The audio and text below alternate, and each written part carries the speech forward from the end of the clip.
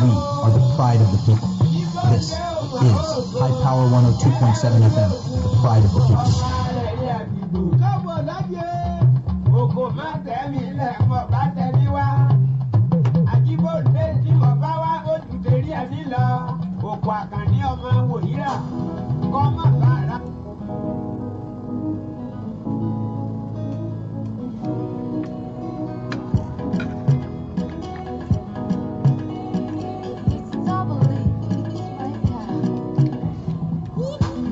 Are you ready for me, sir?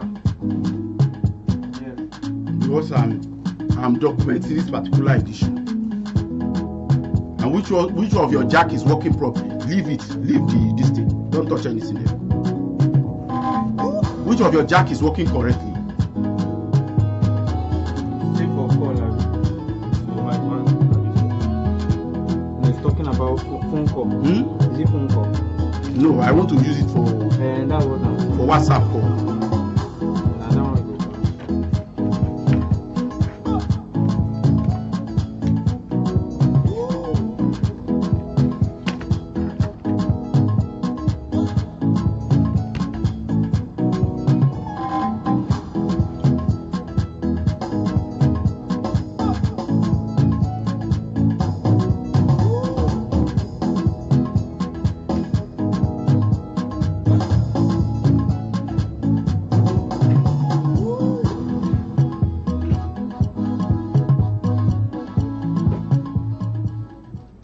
A very wonderful morning to all our listeners across the country.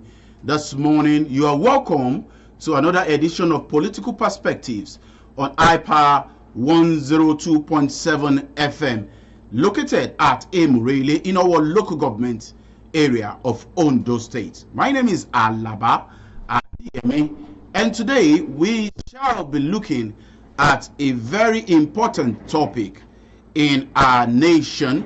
And we would have a guest joining us from the city of Lagos via phone call. And but before that time, please, I want to urge you, do not change the dial, as this particular edition promises to be very interesting.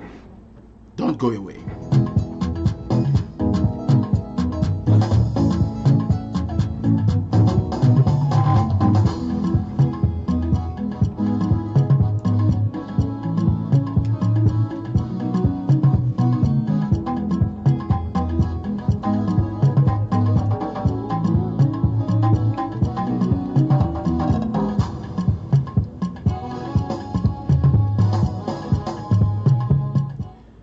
You're welcome back. This morning we shall be discussing youth participation in politics and issues relating to electoral reform.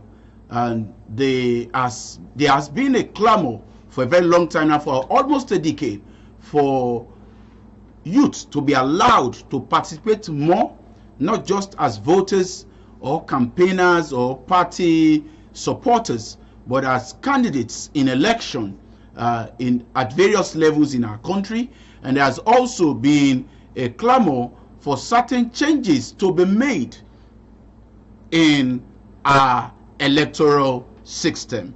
That changes should be made, that the format of the election, the procedure leading to the election, how candidates are selected, and that amendments should be made to how the man who leads the electoral umpire should be selected, and how his remuneration and his tenure in office should be determined.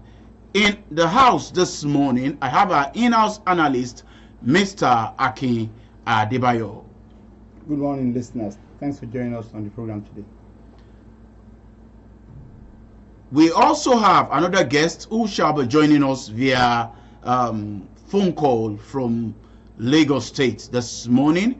He is a journalist, a social commentator, and he is also the director of MAP Initiative, a non-governmental organization that is committed not just to training and retraining of young persons to take strategic decisions and positions as related to our country, and he is also someone who has been participating in election monitoring. He will be joining us soon. His name is Mr. Mayowa Adeyemi. Very soon he will join us via the phone line. Please don't go away. I'll be back.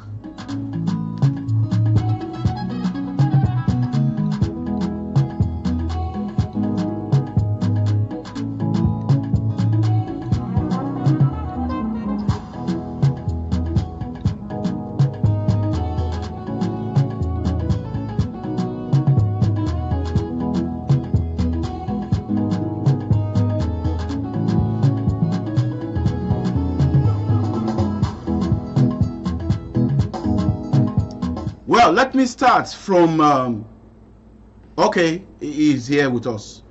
Good morning, Mr. Adeyemi. Good morning, Mr. Adeyemi. Can you hear us? I hear you loud and clear. Can you hear me? Thank you very much. We can hear you now. Please, our listeners at home would want to hear you introduce yourself by yourself. Can you hear us? I can hear you. Can you hear me? We can hear you now. Please Okay. do a self-introduction of yourself. Thank you very much. Okay, go on. My name is Alaba Adeyemi, and I'm the team lead for Map Development Initiative based in Lagos, Nigeria. Okay, thank you very much. Let us start from the idea of youth participation. Some persons have argued that it does not matter who participates in politics as far as the person has the quality to do so. And some other persons have argued that youths are the energetic drivers of the economy and governance. That a country that neglects its youth is heading for doom. What is your position about this? Okay, so when we are talking about participation, participation goes beyond the voting day. Because from your question right now, you are talking about how young people go out to vote. But I want to tell you that participation goes beyond voting. Voting is just a day in all this process. So we have the same way we have as an entrepreneur, the same way we have process if you are into, so that everybody can get it. If you are a showbiz person, the day you're on your show, that everybody come and watch you, is a day. But you have started the process from the venue that you want to use. How many people do you want to have?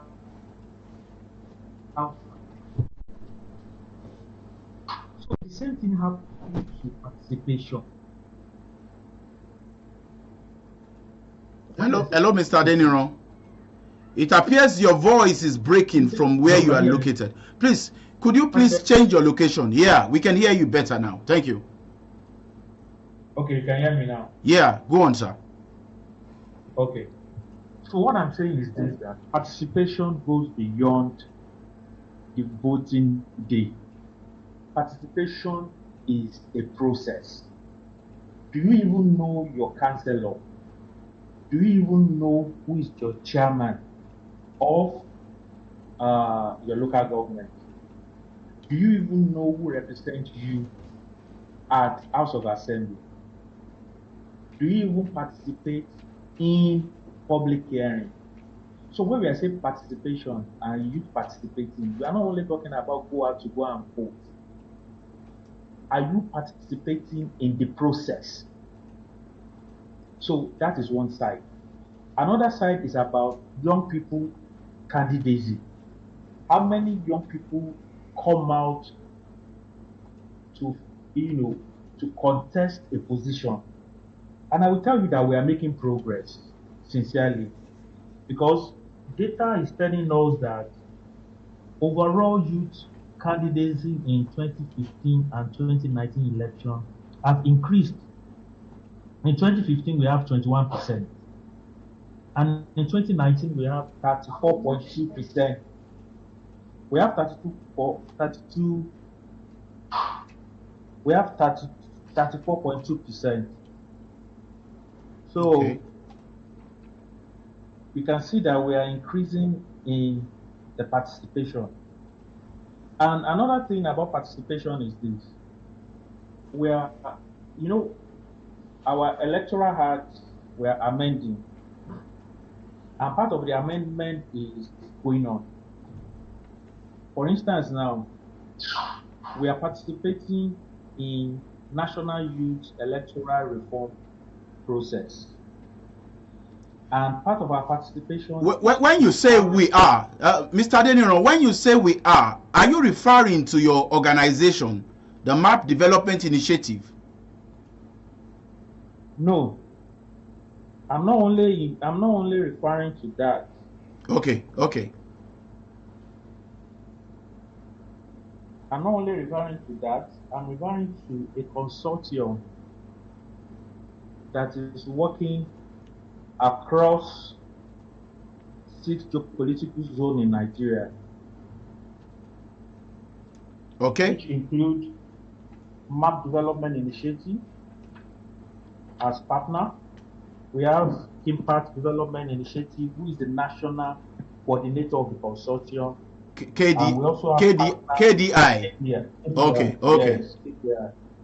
And we also have a partner in the Northwest, JDEF, and we also have partner in South, which is Brain Voices Development Foundation. And for the Southeast, we have Better Community Life Initiative. So these 6 partners are pushing for national youth electoral priority. And out of 5 priorities that we have, we streamlined to 3. And these 3 shows that young people across the country want to participate in the electoral process. And one of the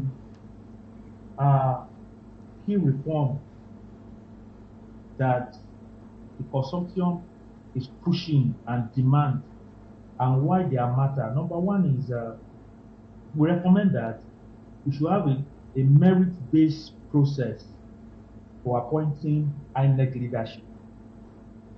Okay. And we have constitution backing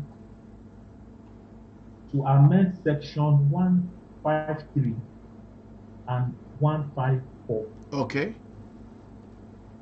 And that we're asking that it should be removed presidential discretion in appointing the INEC chair, national commissioner. Okay.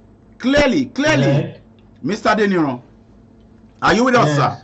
Now, clearly, one of the demands of the consortium, which you have mentioned, I am familiar with KDI, and I'm relatively familiar with your organization.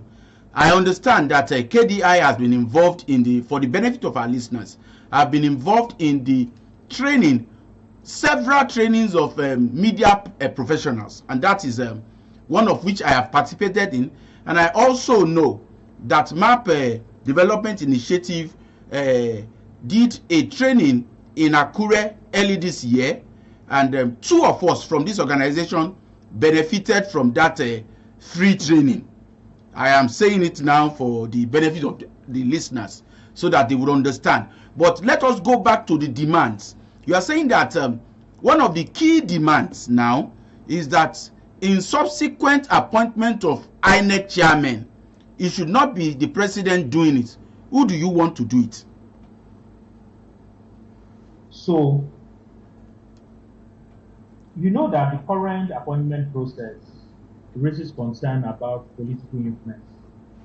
Yeah. And we are looking at a non-partisan mechanism that will strengthen public trust in INEC. So if we are able to amend that part to remove presidential discretion in appointing INEC chair. You know that it is going to enhance neutrality and it is going to reduce perception of bias. And the reform will improve the integrity of election and reinforce INEC independence. So what we are saying is this, that let the appointment be rigorous. Let's have it as if, for instance, now maybe in a university, you can't just pick someone and make it a VC. That's true. Yeah. So there's going to be vacancy to say that, okay, apply for this.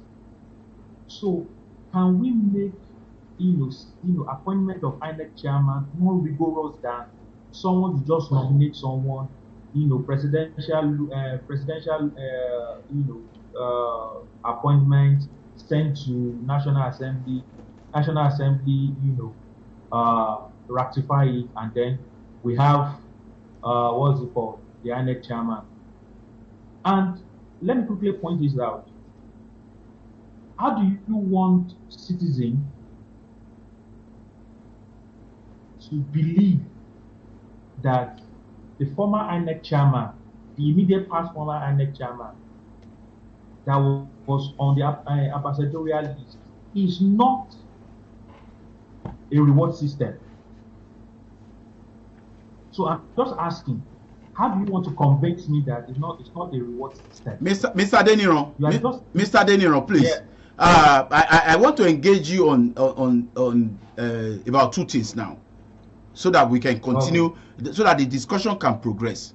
Number one is that some persons have argued that the Senate has senators representing every nooks and cranny of this country.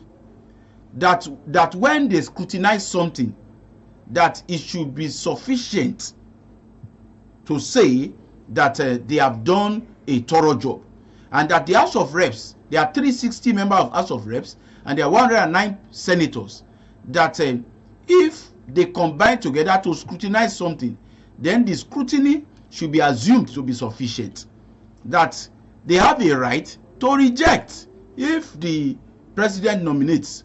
But if they approve, it means that the person is fit and proper.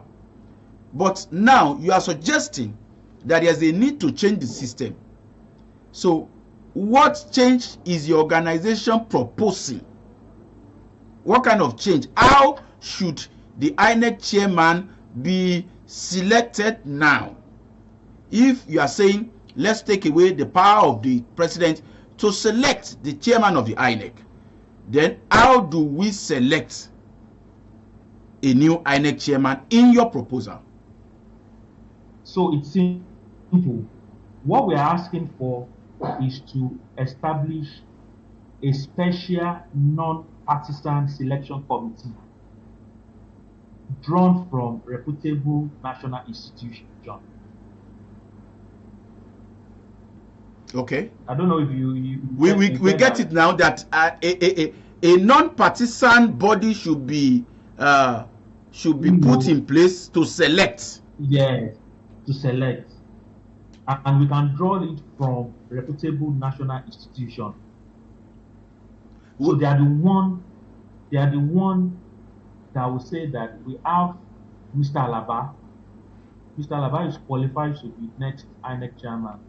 Mr. A is, and we have select them, and this is their recommendation.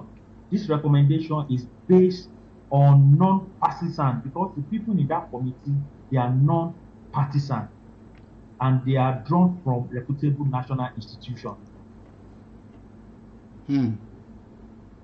Okay. I think that particular side has been properly answered. Then you mentioned about three major issues. You have only mentioned about two now. What's the third thing that you are proposing as a reform? Okay, the second one that we are proposing is conclusion of all pre-election cases before election day, and resolution of post-election cases before inauguration. And do you know why that is matter? It's matter because prolonged litigation creates unfair advantages. We can cite a lot of examples about that. And allow candidates with pending cases to assume office. So Mr. Hayes has been, sworn in as the next governor. And Mr. A have done 100 days. And after 105 days in the office, the court says that, he should vacate. Mr. B is now the governor. So, the cost implication of that. You know how the prolonged litigation even stretch our judiciary. Because if Judge A is selected to be on the tribunal, or election tribunal, the cases that Judge A has been assigned to have to be pending, which include if you have a case in that court, is after judge finish the election tribunal before he or she can resume. So when we have prolonged litigation, it's not only affecting the political sphere, it affects all of us. So now let me engage you on something, because you mentioned, while we were talking about youth participation the other time, you referred to the fact that we need to participate at the local government level. It is the practice of many local governments in Nigeria to conduct election on Saturday, announce winner on Sunday, and swear them in on Monday. That is how several local government elections in our country has been conducted. The election is on Saturday. The announcement of result is either on Saturday evening or on Sunday morning. So the jubilation starts in the house of the chairman and the councillor. They drink beer till the next morning. That the next morning the governor is swearing them in. In this proposal, is the local government included in it? And what's your perception about this practice by state governors? Okay, let's look at the constitutional or legal focus about this recommendation. If you look at section 285, what we are asking is to amend that section to shorten the timeline for pre-election and post-election cases, and also to adjust jurisdictional provision for the Supreme Court, Court of Appeal, and introduce eligible timing, that is threshold for filing petition. You know that Electoral Act is like a guide for our election. You understand? Yes. So we need to go back to check the act to say that, okay, what is the provision of the act if election conducted in my local government and I have the cases? You understand? So this section now, what we are asking is to shorten the timeline so that there won't be a prolonged timeline for litigation. So that is what this section is asking. And I think it's applicable across board. Okay. Because we are discussing electoral reform, listeners at home, if you are just listening to us or you are just joining us, the station is iPower 102.7 FM, Emurele Owo in Ondo State. And our guest has been Mr. Mayowa Adeyemi, who is the team lead and the director of MAP Development Initiative, a non-governmental organization that is focused on ensuring that there is reform in our electoral process, and is also a veteran media practitioner. Right now, let me ask you a question. The question is connected with some persons have suggested. In fact, some legislators have mooted it on the floor of the House of Representatives at the time that there is a need for the conduct of local government election to be handed to INEC, because of the fact that local government elections have become more or less a charade where results are just written and anybody can do anything. What is your opinion about this? About you the need about the need. What's your opinion about the need to whether to scrap state electoral commissions and hand over the conduct of local government election to INEC?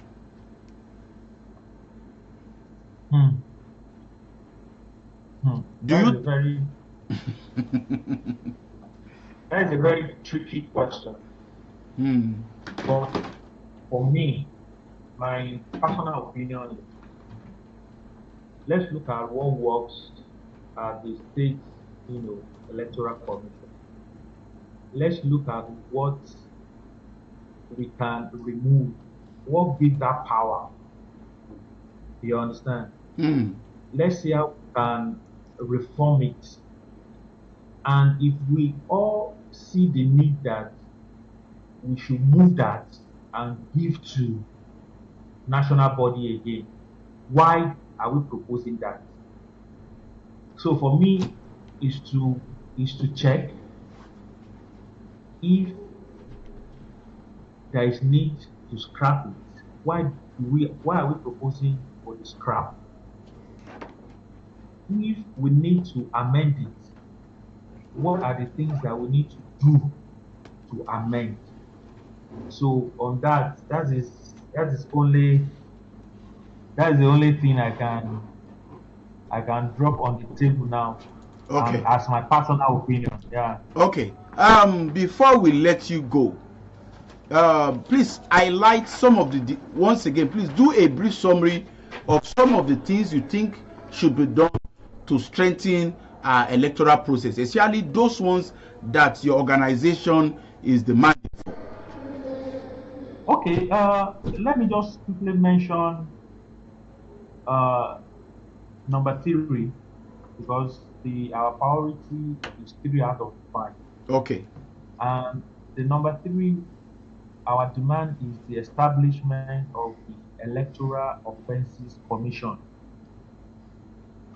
And why the constitutional backing for that is that the passage of the Enabling Act and related constitutional alignment is to empower an independent body to investigate and prosecute electoral offenses.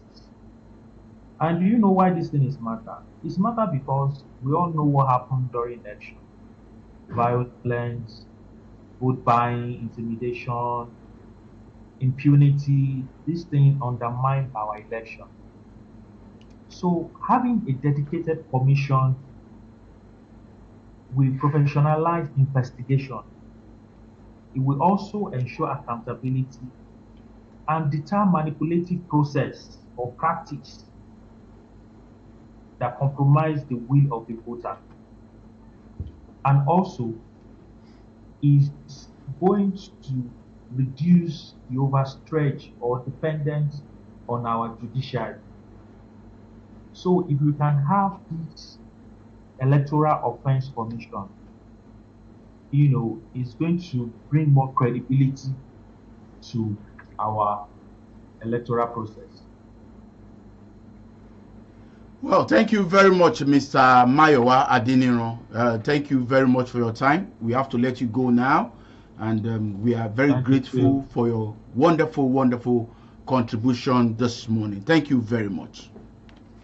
You are welcome. And in conclusion, part of what we are doing is to do a state-by-state town hall meeting to advocate and consolidate with other young people across the Southwest.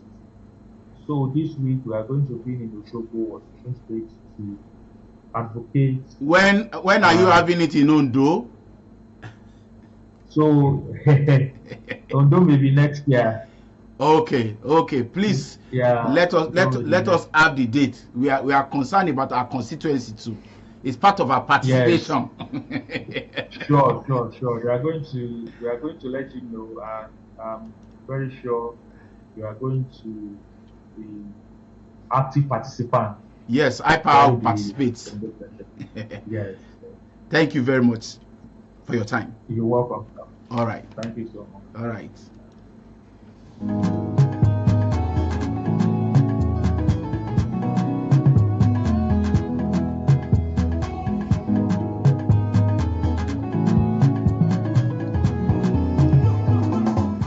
Thank you very much for joining us, for staying with us this morning. Mr. Aki Adebayo is still with me in the house. He's our in-house analyst. He's an historian, a political analyst, and a media practitioner. Mr. Aki Adebayo, we mentioned while discussing with our guest, we had several issues that he touched on. Which one caught your attention the most? I must be sincere with you. Everything actually caught my attention. But the son of the thing is just that no matter how lofty, no matter how well crafted a constitution might be, the executors are the major problem. For instance, British constitution is not even written. It's not written at all. But do you know that despite the fact that it's not written, those congressmen from the resolution can make a man to become a woman? It's because of their attitude towards their nation. It's because of the belief they have in the nation.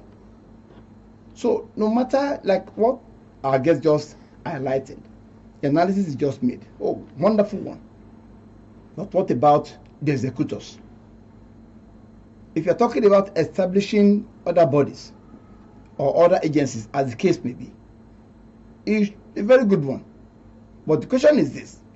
We've seen instances whereby agencies were established. At the end of the day, they were subjected to the whims and caprices of the powers that be. So I think all we just need in making Nigeria a great nation is just one person. Probably at the state level, the governor. At the national level, the president. You see, the body language of these two personalities goes a long way in determining the attitude of the followership as well. Like we had a discussion some time ago back in the office there. We said, if this person were to be, no, that the people that perpetrated such acts wouldn't have even attempted it in the first place. It is the attitude, the zeal, the political will you have in making sure that a policy formation is well implemented. So, like the guests have just spoken, all these ideas are wonderful ideas. But the question is all about the execution. Now, he discussed about the youth. Before all these programs start coming up and what have you, we've seen instances where youth participate in politics, in governance. If I'm not mistaken, in the 60s, 70s. Majority of the people that led us in this country, they are relatively very young guys. Yes. Very, very young guys. What is not happening now? Why should the youth now be advocating for an inclusion? Have we been excluded? If we are excluded, why were we excluded?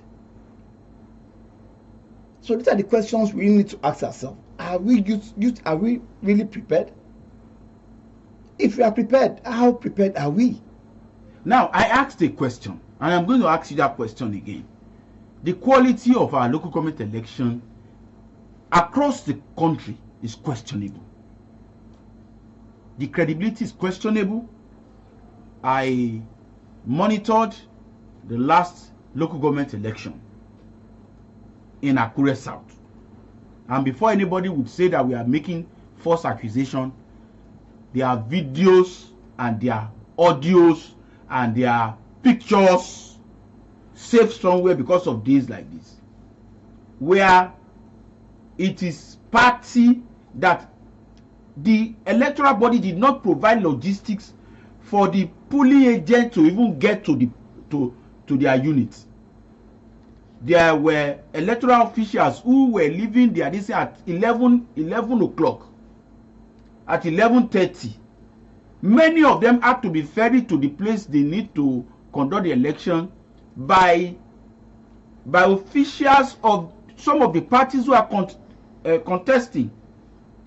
Imagine that you are waiting to vote and somebody who is supposed to conduct the election, the neutral umpire, is coming wearing the cap and the signal of a particular political party, and that the register is looking tattered, the person is holding all the sensitive material on an Ajue 100 Suzuki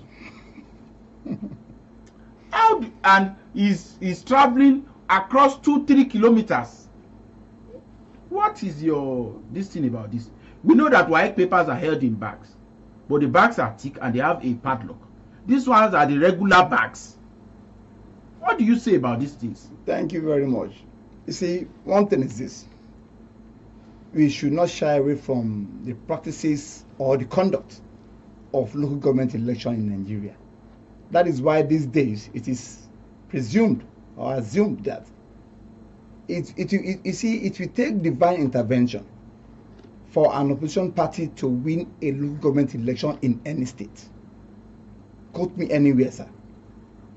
That is why I do say it everywhere, that the governors, they are just too powerful. Do you know, sir, that the governor will determine who becomes the president? The governor will determine who becomes the senator, will determine who becomes the House of Rep members. The governors would nominate names for ministers, would nominate names for chairman of board, either federal or state or what have you. The governors, they are just too powerful. You are not talking about a governor that is that powerful. You now think that an opposition party will now win an election in the state of such governor? We should forget it. That is where I have a contrary view to our guest analysis the other time. When he said, when you asked him the same question, when he said, well, it's too tricky. To me, there's nothing tricky about it. We should just get this. In fact, we should strip the governors of or the state of that responsibility. There is no way they can conduct a free, fair, and credible election. Though there is no free, fair, and credible election anywhere, but we can see have at least a bit fair. It will not be free, it will not be credible, but it can still be fair. Are you not telling me that if INEC is sent from maybe from national body comes now to conduct election, and maybe it is conducted once, are you telling me that and again, concerning the Electoral Act, it is high time. That is why maybe you have to maybe get back to him that they should equally incorporate independent candidature. It should be integrated into the Electoral Act.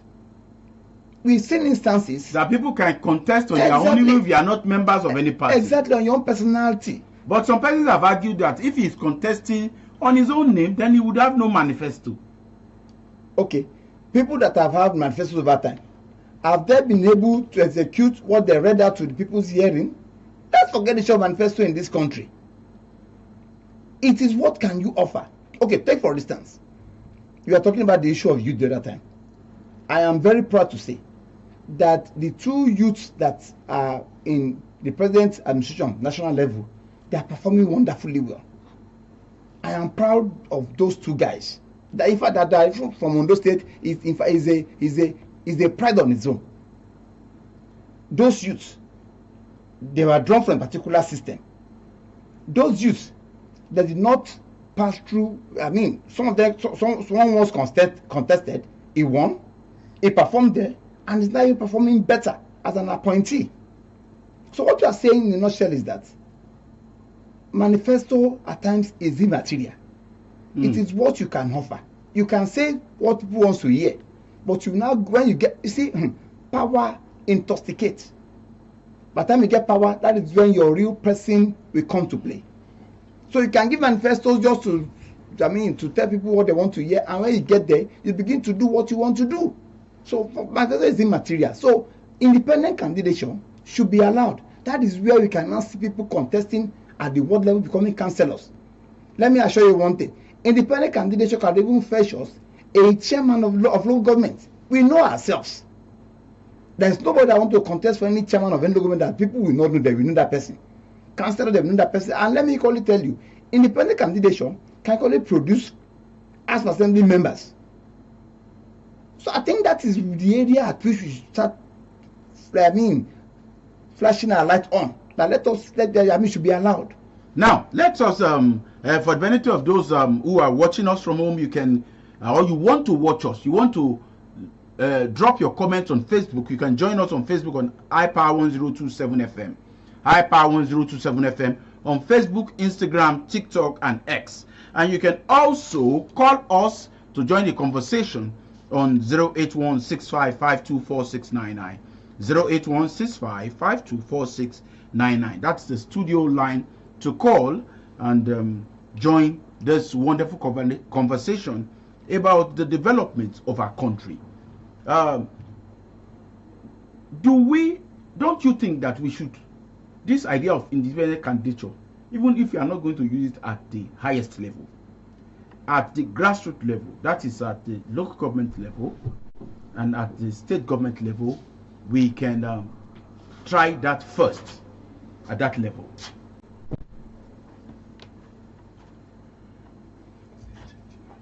At that level. Okay, listeners at home, we will take a short break and we'll be back very soon. We'll take a very short break. I'll be back very soon. Don't go away. Don't go away.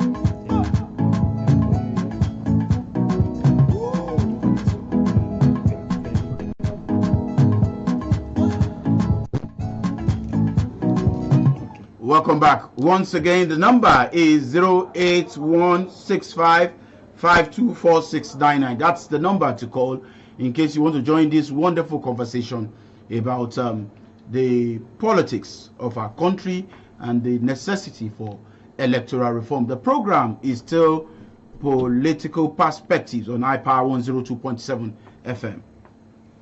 So, now continue from where we stopped. So as we are saying, making electoral reforms and what have you is very, very good, but the execution is the major problem. The executors of any maybe act, constitutional, name it, is the major problem. So which simply means that if we can, like I said, if our guest now can, in part of his proposal, and the other 5 zonal agencies, or as the case may be, organizations, can just try to push for independent candidature, like the way you asked the other time. No doubt, I am more than certain we will still have people that can fly on their own integrity, that can contest on their integrity and still win election to the House of Assembly level. We know ourselves. There's no councillor that want to contest at any point in time that people don't know. There's no the kind of person he or she is. Assembly members are talking about maybe 5 constituency or 6, as the case may be. We know ourselves.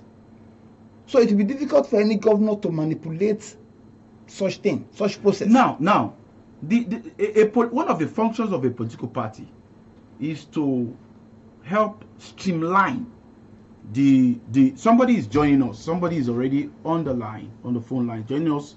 Let's receive that. Hello. Hello, good morning. Hello, good morning. Good morning, sir. Can you hear us? What's your name? This is Zero From? from memory. Okay, go on, we can hear you. Hello?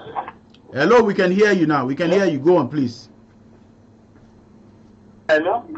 Hello, we can hear you loud and clear. Go on. Mr. Gbero, we are very sorry. It appears that the network at your end is a little bit acting strange. But however, you can call us back and join the conversation again. And the number to call is 08165524699. One of the, like I was asking, the question I was asking is that the political party is, one of its function is to streamline the need of a state or a community at a time, and to help also in streamlining the choices. Would you say that our political parties have been doing this with the interest of the people at heart? Thank you very much. We'll be deceiving ourselves if I start saying that they've been doing it. They have not. Political parties will only give to the people their personal choice candidates. Okay. People that have been going to various representation, maybe Senate, House of Rep, Assembly, and Governor, what have you, that have been going there to mess up the entire system. But they're not streamlined by political parties. Joining us, I think there's somebody on the phone line. Hello. Good morning, sir. Good morning. My name is Lero. I'm calling from Memory. Thank you very much for joining us. Please, your reaction. Let me have this observation before I comment on your program. Please, MTN is override the next year. Please, you should have other lines so that your studio numbers at least. MTN is not good here at all. Service is not okay. Okay. Okay. Thank you. Just about the question, issue in discussion. This local government, government, everything is wrong. You see, as I'm speaking with you now, I'm from Akure town. There's a meeting of Akure. I don't even know my councilor, my chairman, anything. Because nobody voted for them. It himself knew. So, when anybody in power, that PDP, that any party, that's the winner takes out syndrome. So that's it. So on the national scale, you not even come out. So they just discovered at the moment you are just handpicked in the primary, so you are the next chairman, next councillor. So that's the situation. So on that case, I don't know my councillor, I don't know my chairman. So the governor can just come over there and suspend the chairman, and then anything can happen. Just write to their country, I don't want to see this case of a super chairman, and they are removed. So that is the situation. The governors are just too powerful. Just like the man in your video said. They are the one, you have not even finished mentioning it. They are the national, you see them as the national chairman of the party. They go to the Senate. If they don't go, they determine who will go to the Senate. The rest, everything. Even the president is in their pocket. Moment the Nigerian governor just emerge like this, after their meeting, whatever. For example, now look at the last, the president deliberately, on behalf of federal government, went to Supreme Court. Just make sure that the local government autonomy is allowed. Today, after 1 year, what is happening? Nothing. Is that can you imagine? Not because some governor just gang up and said that your second time is not assured. If you will not allow, if you will take this government from us, and that's the end of everything. So thank you. That's what I want to comment. Thank you. Thank you very much for your very wonderful comments and observation. That is a reaction from Mr. Gwenro, who is joining us from Imoreile in our local government. Well, we have said a lot today, and I think that we should go. And the country is ours. And but before I let you go, your passing shot, Mr. Akinadebaju. Thank you very much. Well, we just have to continue praying, like some people always say, praying and taking the right steps. And most importantly, we just have to vote for people that can represent us, sincerely. Let me put it that way. Making amendments, reviewing the Constitution, Electoral Act is good, but the executors, that's why we should always hope for a better Nigeria. Thank you very much.